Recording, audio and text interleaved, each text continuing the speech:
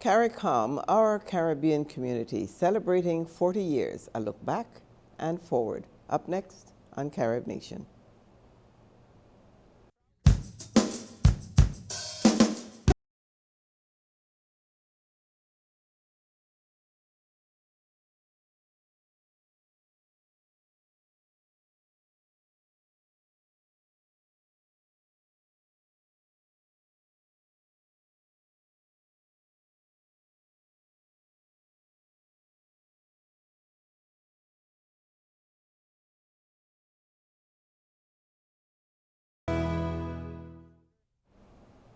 Hello, welcome to Carib Nation. I'm Doris Dean, and today we're talking about Caricom.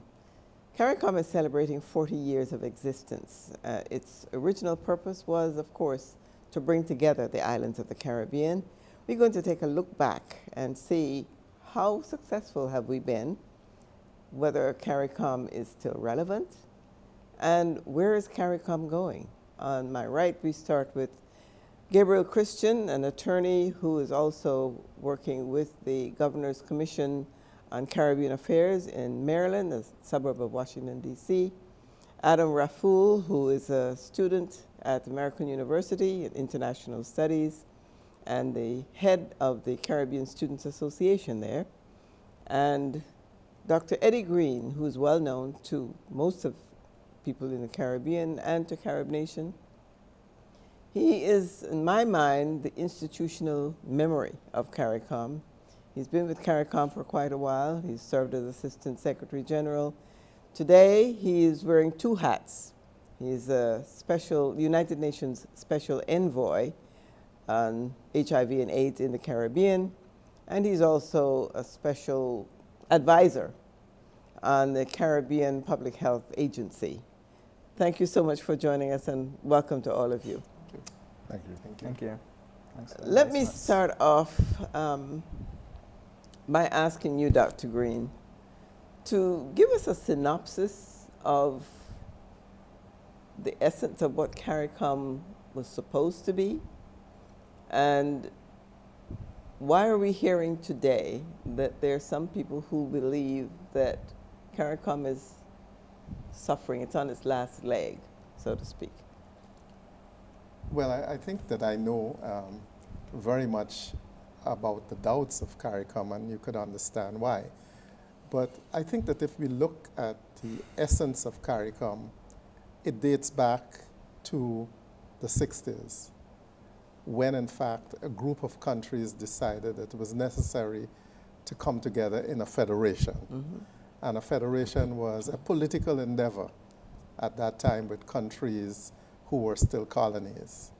We are all aware of the fact that the federation so-called failed because most countries decided, to go for independence. But even in independence, countries recognized that small nations such as those in the Caribbean, with populations at the time, the highest being Jamaica with about 2.3 million, Trinidad just 1.3 million. And the other countries are small, with small populations, like St. Kitts, small as 50,000.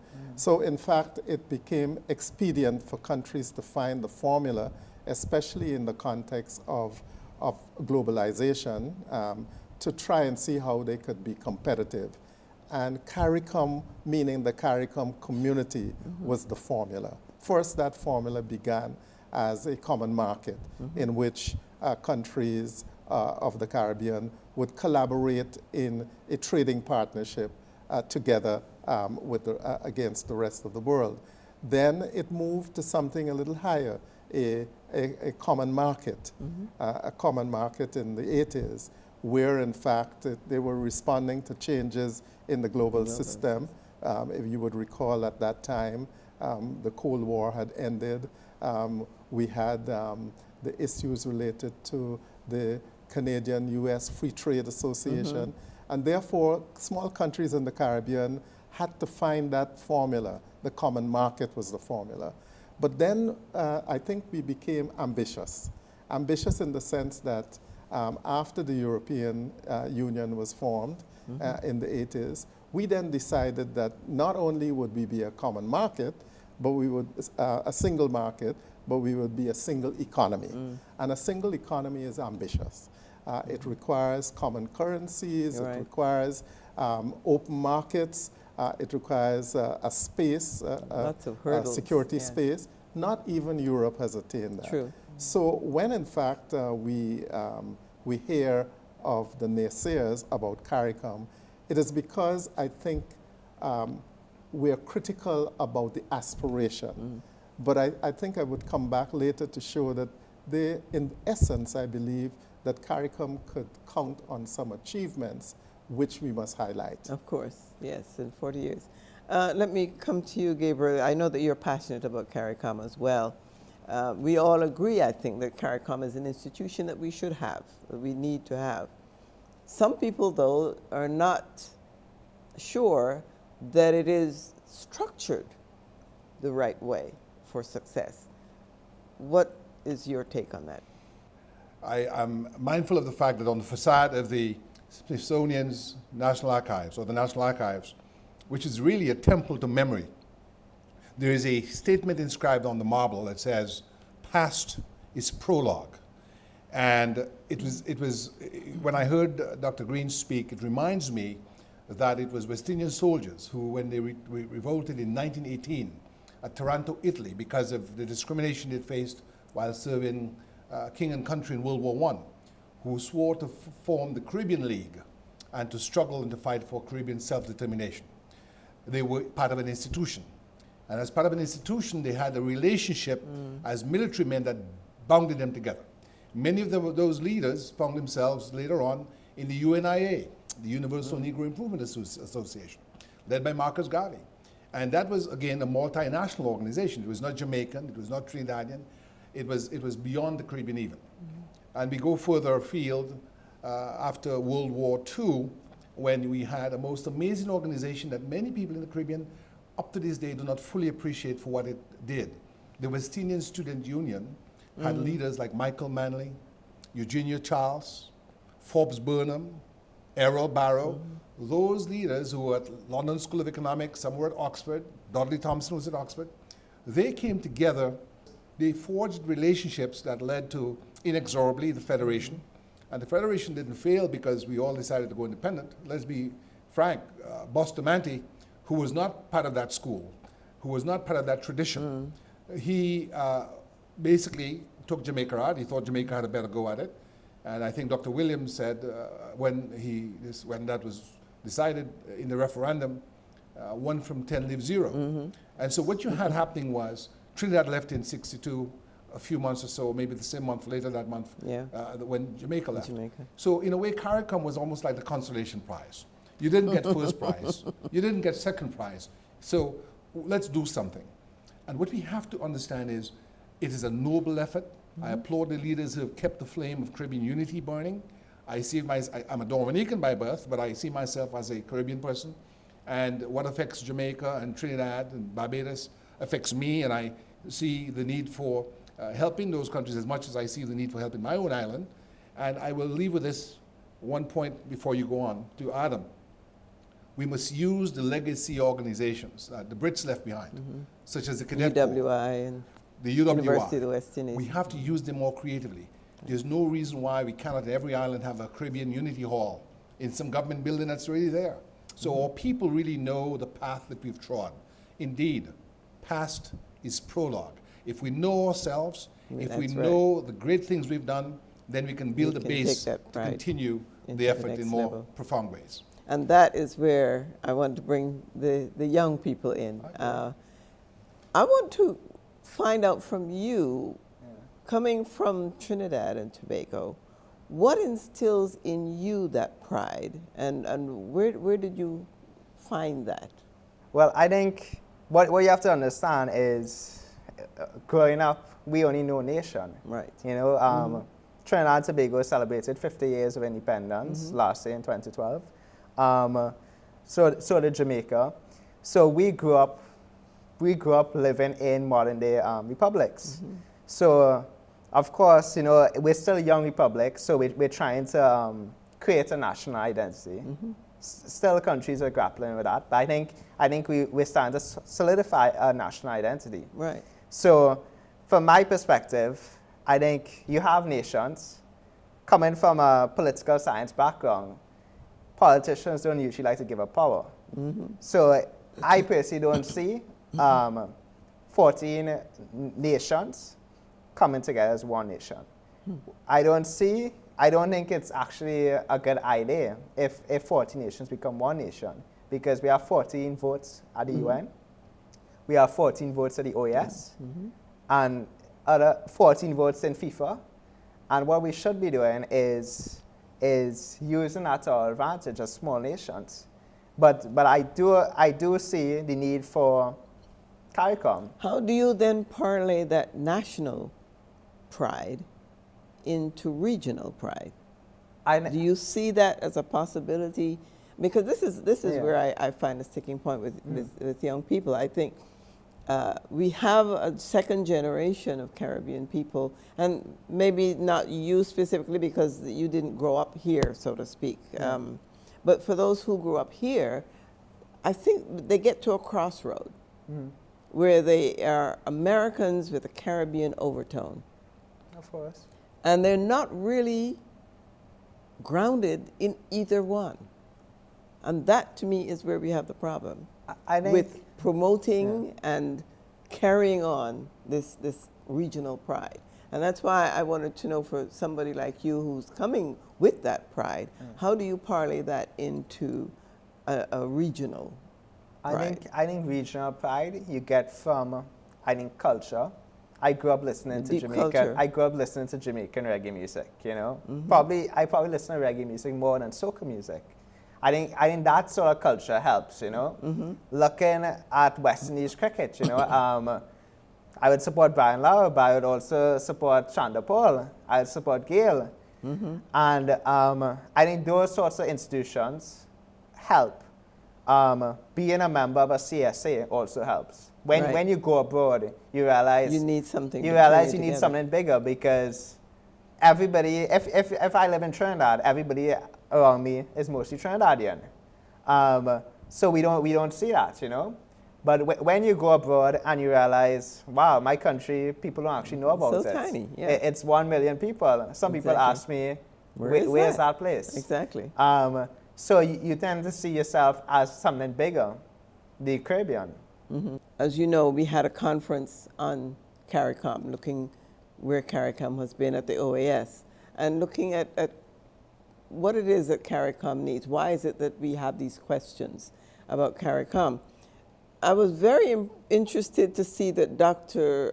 Allen, Sir George Allen, the Chancellor of the University of the West Indies, made exactly the same comment that the Prime Minister of Barbados made to me a year ago. When I asked him, why is it that Caricom, we have this perception that Caricom is on its last leg. Caricom is not doing anything. And he said to me, it was so funny that there were exactly the same words. He said to me, I don't know why we have this problem, because the people in the Caribbean live Caricom. My question then is, if that is the case, do we need to do something to remind them of why they live Caricom and what it is that they can take from that to propel them to the next level and understand the depths of really what is happening with Caricom? Well, I couldn't agree with the sentiment that the people in the Caribbean live Caricom, even though they have their national pride.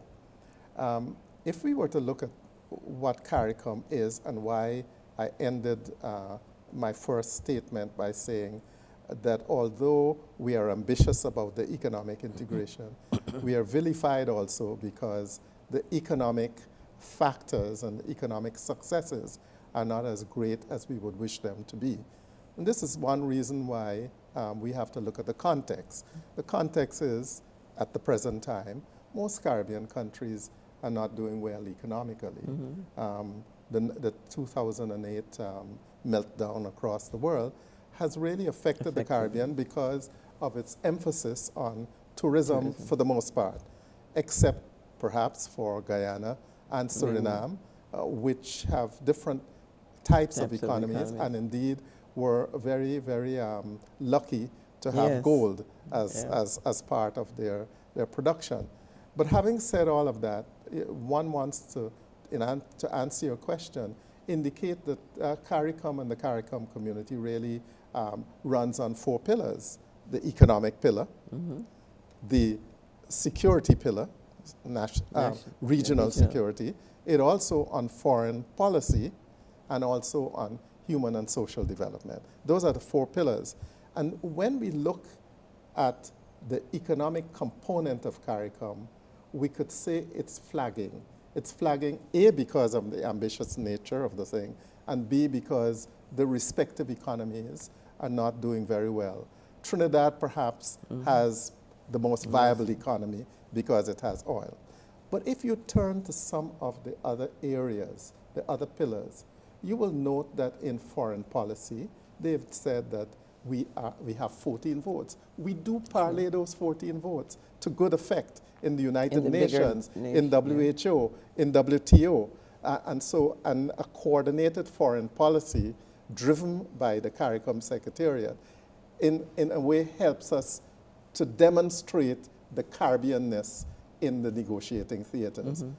Secondly, if you look at what has happened in human and social development, you will see in the spheres of health, the Caribbean has an outstanding success in collaboration and health. For example, it has initiated the special programs globally to combat the non-communicable disease. Small countries like the Caribbean led that in the United Nations.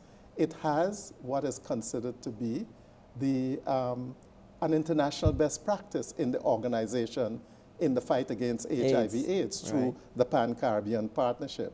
Only last week in the Parliament of Catalonia in Barcelona did the Spanish government celebrate the feat of the Caribbean governments in negotiating, being the first regional set of governments to negotiate prices of drugs, antiretroviral drugs, that set the standard and a revolution in the downward spiral. And if I would say finally, because I think that I need to have the other gentlemen speak, there are successes that we have to deal with in the sphere of youth. There is something called the CARICOM Youth Ambassadors Corps, which brings together youth across the region. Right now, the dean of the Corps is a very dynamic Jamaican gentleman by the name of Dwayne Gutsmore. We will hear a lot about him. And upcoming is the new dean of the Caribbean Youth Ambassadors would be a very outstanding Haitian lady by the name of Edith Drummond. She is also going to be outstanding. When we look to the future, what I'm saying is we came from the past with the Eric Williams, the Burnhams, and so on. But I think we have a bright future. And I think that CARICOM is organizing itself around a core, a cadre of young people that could make a difference. But finally, I think we have to allow the world to know that. And we do not market the Caribbean in that way. We market the Caribbean as if the be-all is the single market and economy, when in fact the Caribbean has three other pillars, of which there are dynamic sources and energies that are being distributed and telegraphed to the world. And therefore we have to turn it over to the young people to take up that and take it into the next level. Adam, you recently wrote a report, an article about your thinking on CARICOM as a result of the conference that we had at the OAS. And I was interested to see that from the point of view of Trinidad's national interest, you seem to think that Trinidad is the best place to take over the leadership, so to speak. My question is, why would you want to have the leadership taken over? Why would you not want to have maybe Trinidad work from the bottom up, work as a network, work as a leader maybe, but why take it over? First of all, I think we have to look at other supernatural bodies, larger bodies. Let's look at the European Union. I would argue that Germany is the driving force of the Eurozone. Every organization, every grouping, you always need a leader. So you need to look and see what country has the ability to lead. Trinidad and Tobago has a lot of similarities with Germany. You see both the largest economies in each region. Germany is the largest in the Eurozone. Trinidad and Tobago is the largest in Caricom. You see large manufacturing hubs, Trinidad and Tobago and Germany. So basically, my premise was that of all intra-regional trade, you found that Trinidad and Tobago actually accounted for 80% of those exports. Trinidad and Tobago businesses have invested heavily throughout the region. So my argument was, and it might be a Trinidad-centric because I'm from Trinidad, and that was my target audience, but I was saying, I think we have the capability, we have the national interest to lead, and we should lead. Because if Trinidad and Tobago doesn't lead, who has the ability to lead? I think what can happen here is, if his premise is that, look, through the superior economic prowess of Trinidad, we can see leadership, then let that leadership be done in such a way, in such a nuanced way, that it is not something which alienates, but it's something which unites. Right. Let us have it come from the perspective of those leaders from Trinidad who were regionalist, who understood the importance of a unitary culture, who understood the importance of having all literature in the schools. I grew up in that time of ferment, when we had Edgar Mittelholzer from Guyana, Judge Laming from Barbados, Andrew Salkey from Jamaica, Samuel Selvon and V.S. Naipaul from Trinidad. That was a ferment and an effervescence in Caribbean literature and culture which really showed our commonality. We need to be able to take that forth into the 21st century and to have that unity of purpose. And if it's driven by an economic imperative, I have no problem with that. But it has to be done in a way that is binding and that covers old wounds, not reopens them. Well, and that is the fear. I think that my colleagues have made very useful points, but I want to look at leadership a little differently. When, in fact, the single market and economy is spoken about as an engine for the future, a flagship for the Caribbean, it requires, I would say, collective leadership in order to move it.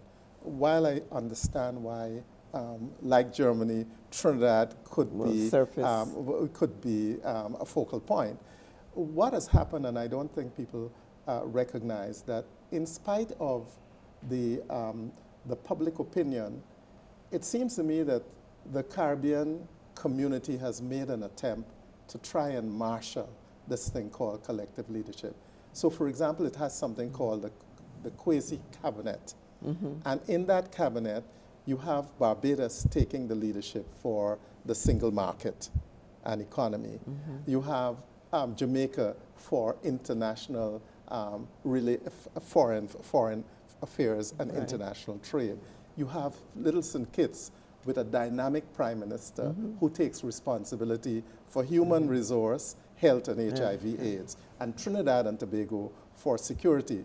And so they have divided the functions of the leadership of the region among themselves. Prime Minister Gonzalez of St. Vincent is responsible for transportation, and the Bahamas for tourism. Now, having said all of that, what I wanted also to move on to indicate something that was said, that in fact, what the Caribbean has done recently is to transform its education and cultural impact on the community.